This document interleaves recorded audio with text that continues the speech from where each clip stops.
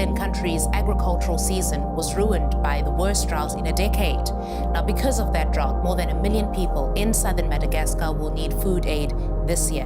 Why would someone not have food in their fridge in the morning? Sejak awal tahun 2021, sudah lebih dari 5 juta orang yang meninggal akibat kelaparan. Padahal, manusia sudah menghasilkan cukup makanan untuk memberi makan semua orang di bumi sekitar 1,5 kali makanan yang dibutuhkan. Lalu, mengapa kelaparan masih terjadi? Sepertiga dari seluruh makanan yang diproduksi manusia dibuang setiap tahunnya. Tanpa disadari, tidak jarang makanan yang sudah diambil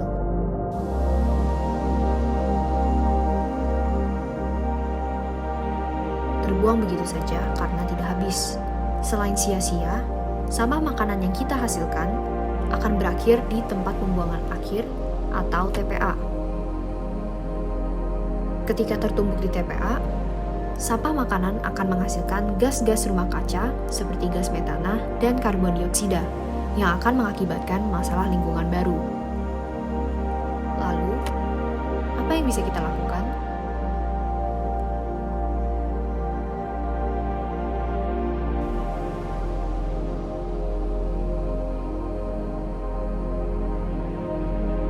Ambil secukupnya.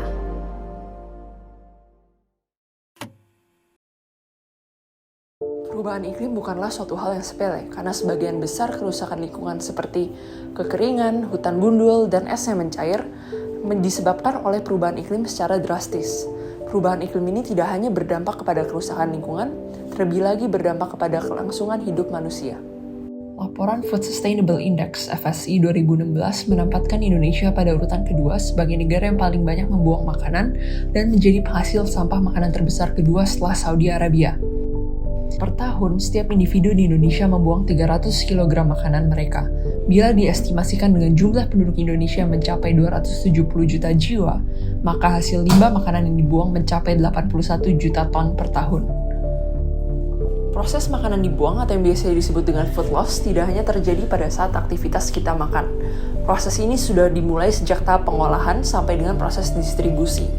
Makanan mulai terbuang sejak melewati proses transportasi hingga terseleksi sebelum dijual di toko maupun di pasar.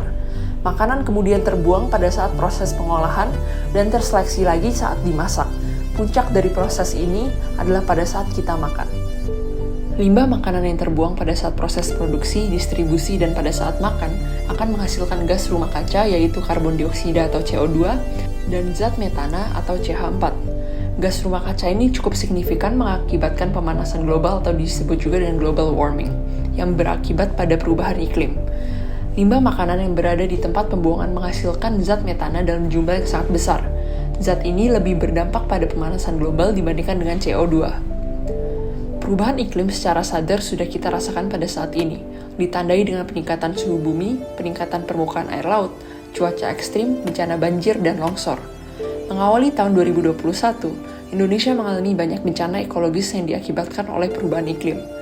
Data yang dihimpun oleh BNPB dari bulan Januari sampai Februari tahun 2021 telah terjadi 355 bencana. Dari seluruh bencana tersebut didominasi oleh bencana banjir sebanyak 217 kejadian, puting beliung sebanyak 63 kejadian, tanah longsor 58 kejadian, gempa bumi dan gelombang pasang dan abrasi sebanyak 7 kejadian. Dari data tersebut, 99% merupakan bencana hidrometeorologi yang disebabkan oleh perubahan iklim. Indonesia merupakan negara yang dianggap rawan terhadap pengaruh perubahan iklim. Pada tahun 2014, Lembaga Riset Keuangan Amerika Serikat Standard & Poor's mengeluarkan kajian kerentanan negara-negara di seluruh dunia atas perubahan iklim. Penelitian tersebut dibuat berdasarkan 3 acuan. Yang pertama, berapa banyak masyarakat yang tinggal di daerah pesisir dan kerentanannya. Yang kedua, berapa besar ketergantungan pada sektor pertanian. Dan yang terakhir adalah seberapa siap sistem negara ini menghadapi perubahan iklim. Hasil dari riset tersebut menempatkan Indonesia pada posisi yang sangat rentan. Sebagai warga negara yang baik, seharusnya kita peduli dengan kelangsungan hidup anak cucu nanti. Salah satu aktivitas yang dapat kita lakukan untuk menekan dan mengurangi gas rumah kaca penyebab pemanasan global adalah dengan mengurangi terbuangnya makanan yang kita konsumsi menjadi limbah. Hal tersebut dapat kita lakukan dengan merubah pola makan keluarga, jenis makanan, dan dari mana makanan tersebut berasal. Seperti, yang pertama, memperbanyak konsumsi makanan berbasis nabati. 2. Mengurangi makanan daging. Yang ketiga, tidak membuang sisa makanan dengan makan secukupnya. Yang keempat, memperoleh bahan makanan dekat dengan perumahan kita atau makanan lokal. Dan yang terakhir adalah mengkomposkan hasil sisa makanan kita.